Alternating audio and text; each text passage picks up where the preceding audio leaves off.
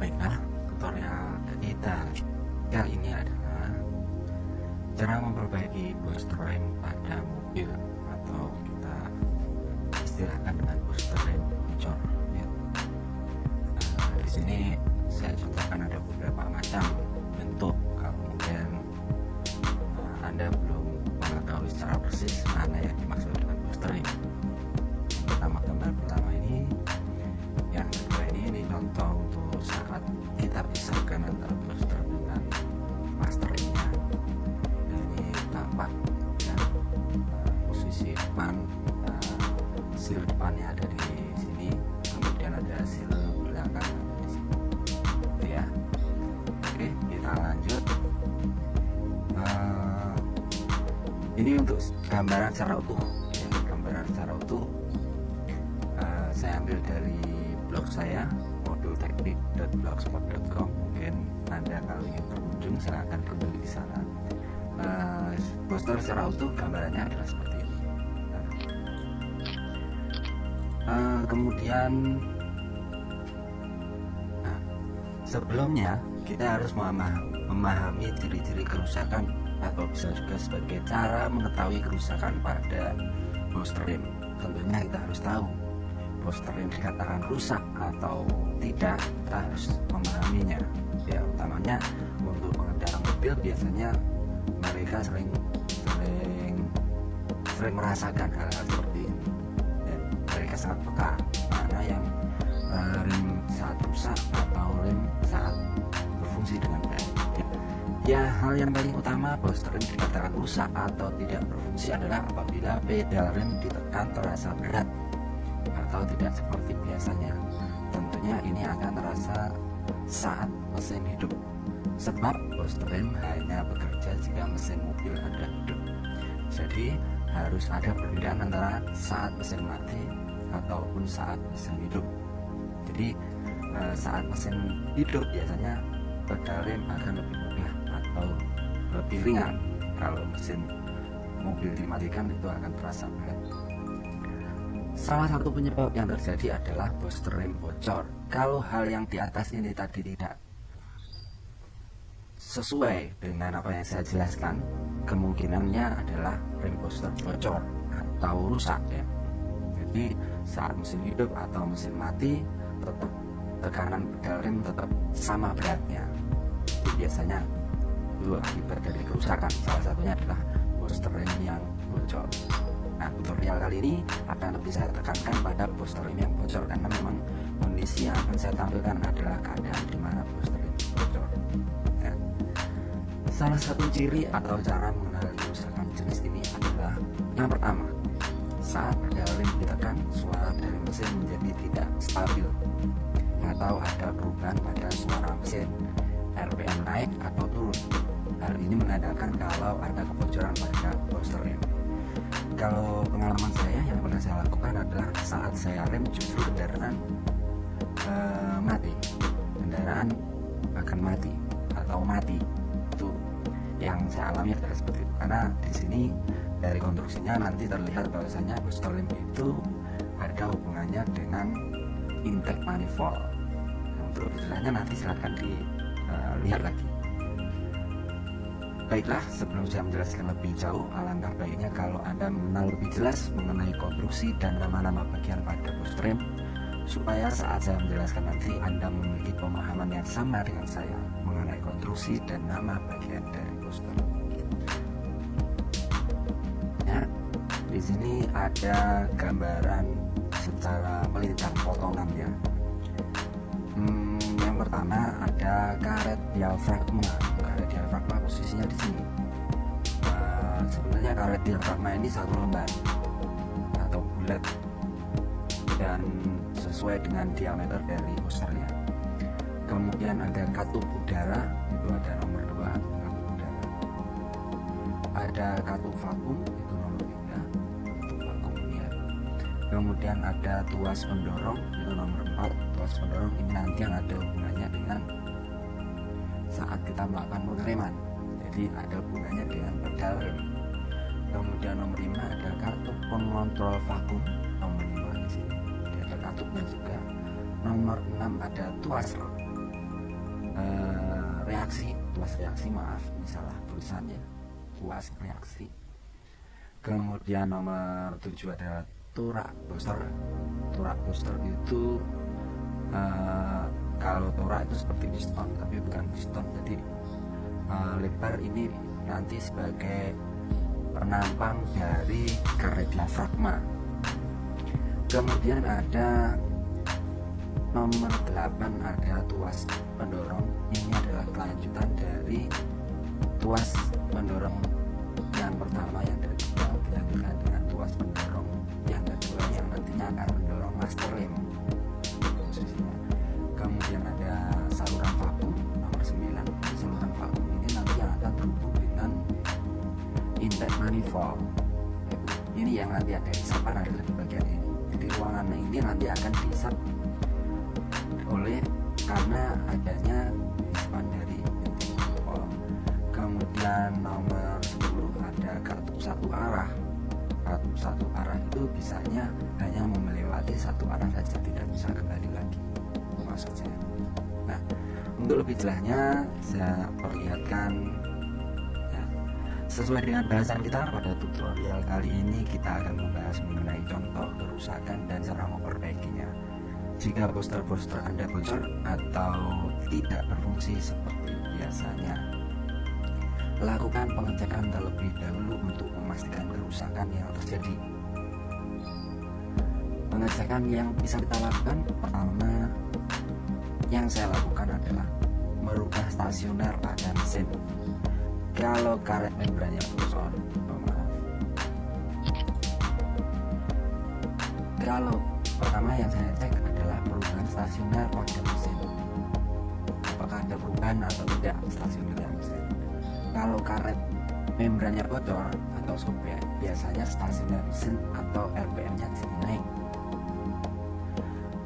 Kepunyaan saya stasioner naik, jadi kemungkinan bocor atau sobek.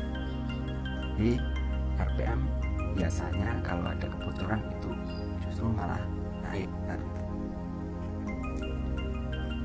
Kemudian yang kedua, cek kevakuman dari manifold yang menuju booster, ada apa tidak.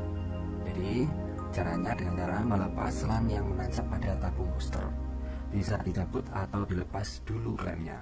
Kalau ada kevakuman berarti selang atau komponen tidak buntu.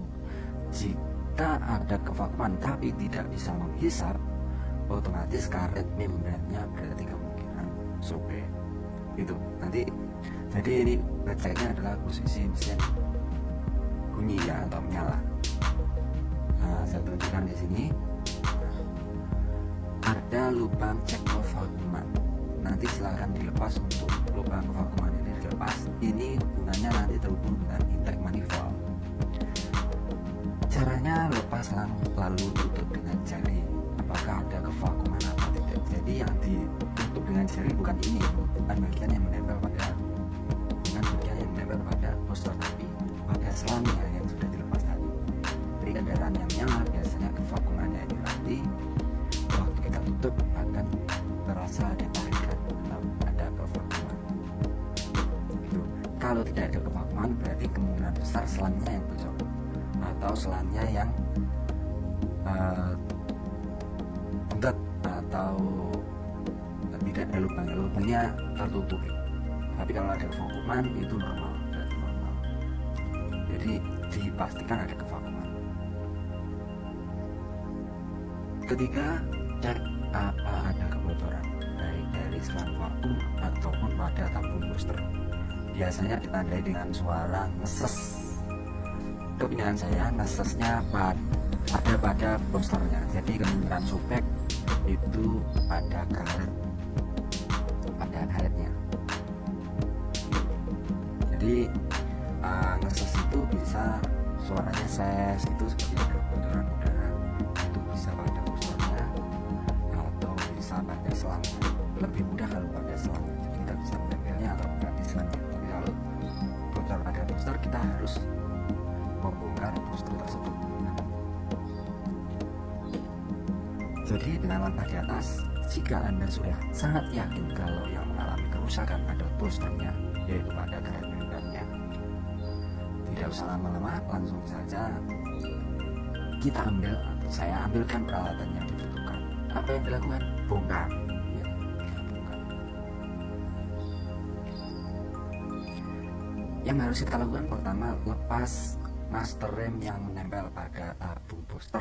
Jadi prosesnya kita lepas master rem. Ini masternya, ini booster yang kita lepas. Ini cukup melepas mur yang ada di sini dengan angle 10 atau 12, disesuaikan dengan mobil Anda ya. Kemudian kalau sudah terlepas, kedua, lepas booster dari bodi dan pedal rem. Jadi kalau yang bagian belakang tadi yang ada masternya, dan bagian depan ini yang masuk ke dalam kabin atau masuk ke dalam mobil, ini kita lepas murnya. Ada 4 mur.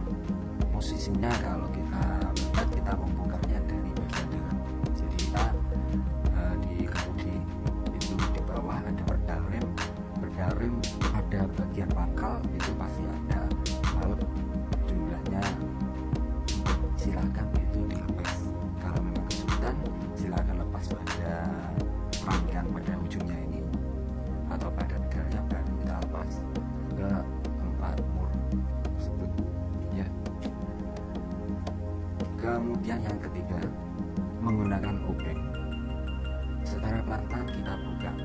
Bahasa Jawanya bisa kita istilahkan dengan disongkel. Ayo disongkel lagi, pinggiran ini disongkel ku ABM semuanya hingga tabung booster terbuka. Kita buka bebas pelan-pelan, karena nanti kalau nyampe obeng kita masuk dalam, bisa justru akan merusak lebih parah dari membran karetnya ya, karet membran. Makanya yang dia cukup ini bagian pinggirannya yang disongkel, yang kita buka. Sekarang jangan pelan-pelan. Biasanya nanti kita buka ke kiri atau kanan, nanti silahkan dilihat mekanismenya di bagian pinggir. Nah, ini setelah proses sudah saya lakukan pembongkaran. Komponennya ada 1, 2, 3, ada semuanya ya. Ini bagian bawah tadi, ini tutupnya, ini adalah karet membrannya. Ini yang nanti akan kita lihat apakah ada kebocoran atau tidak. Nah, di sini ada gas, spring, ya. Kemudian ada seal atau kartunya. Ini ada karet kartunya juga, ada filter ini dari gabus ya, dari gabus. Nah, ini kalau saya lihat dari sini, nanti silakan diamati saja. Ada konstruksi yang tidak jauh beda dengan punya saya, kalau mungkin merek punya Anda berbeda. Nah, sekarang kalau sudah terbongkar semua, perhatikan tiap-tiap komponen yang ada, apakah ada kerusakan secara fisik atau tidak. Kan seperti ini mungkin ada patah, retak, atau sobek, atau mungkin penyok atau rusak. Nah, itu secara fisik, saya maksud secara fisik. Kita lihat apakah ada kerusakan atau tidak. Nah, kebetulan yang saya katakan tadi adalah terjadi kerusakan pada membran atau karet membran. Ini terlihat bahwasanya ada sobek ya, ada sobek. Ini milik saya. Yang benar-benar saya lakukan adalah terlihat ada sobek, sebenarnya ada 2 sobek ya, ada 2 sobekan. Gimana cara menangkal ini supaya ini bisa menyatu dan tidak bocor? Sebenarnya ada dampaknya kalau kita belikan, ini bisa kalau kita belikan untuk membrannya bisa kita belikan. Tapi ada kalanya mobil-mobil lama itu untuk membrannya udah sulit kita mencari, makanya lebih gampangnya adalah kita tempel. Bagaimana kita menempelnya? Silahkan perhatikan lagi di sini.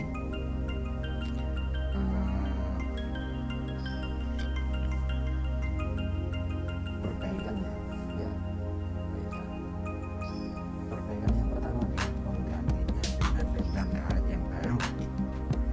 Jadi paling gampang adalah mengganti karetnya, membran. Atau bila sulit cari spare partnya, terpaksa harus beli booster utuh yang harganya mahal, kira-kira berkisar 400.000 rupiah, tergantung nempelnya di mobil apa. Kalau nempelnya di mobil BMW, Mercy, atau Alphard atau apa kendaraan yang mahal lah, yang sisinya seperti ini, untuk nempel mahalnya ya. Kalau mobil lama harganya pasti lebih murah, tapi kalau langka beda lagi, bisa mahal lagi kan.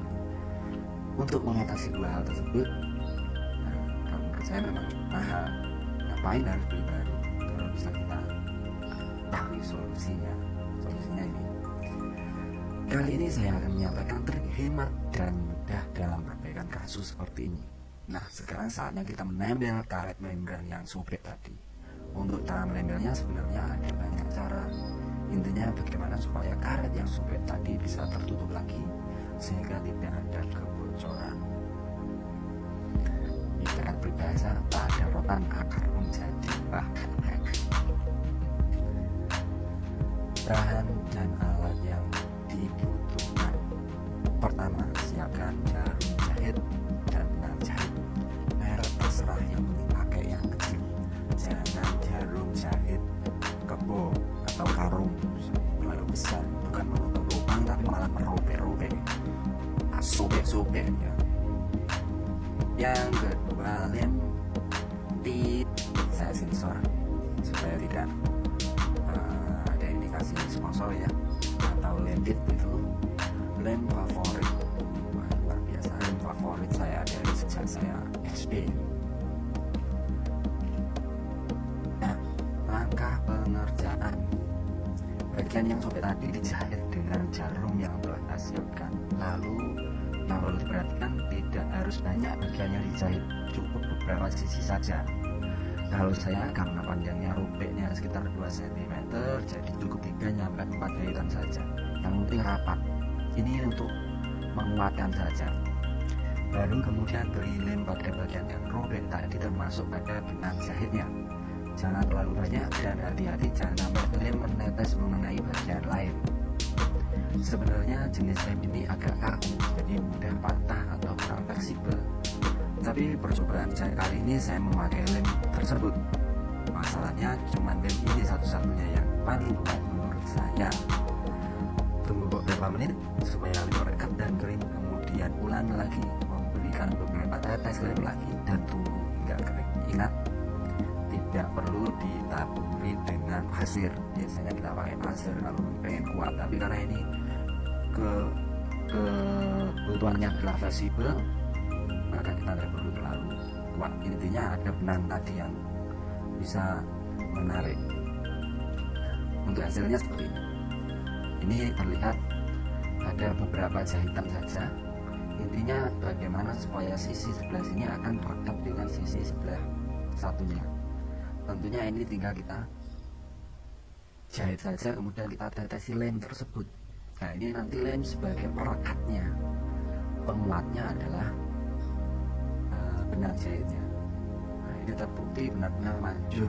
Punya saya awet, tidak rusak-rusak sampai capek. Komponen yang lainnya rusak, ininya tetap kuat. Nah, setelah lem benar-benar kering, rakitan bisa kita pasang lagi. Bila perlu, beri sedikit sealer pada bagian sisi karet yang bersentuhan langsung dengan tabung booster untuk memastikan tidak ada kebocoran sewaktu pemasangan. Jika sudah, pastikan juga tidak ada kebocoran juga pada bagian seal atau oli seal. Jika ada kerusakan pada oli sealnya, bisa diganti atau diberikan di toko spare part. Langkah terakhir, pasang seluruh komponen berurutan. Pemasangan jadi kebalikan dari cara melepas tadi memasang. Nah, setelah lem benar-benar kering, wah ini yang tadi. Nah, sekarang kalau sudah terpasang, silahkan lakukan test drive. Coba-coba maksud saya. Nggak perlu kenceng-kenceng, pelan-pelan saja dulu dan hati-hati bersabar. Dicoba pelan-pelan di tempat-tempat yang sepi kiranya ya. Tutorial ini bisa juga dibaca di blog saya, yaitu mobiltech.blogspot.com. Terima kasih dan sampai jumpa kembali pada tutorial saya berikutnya. Semoga bermanfaat.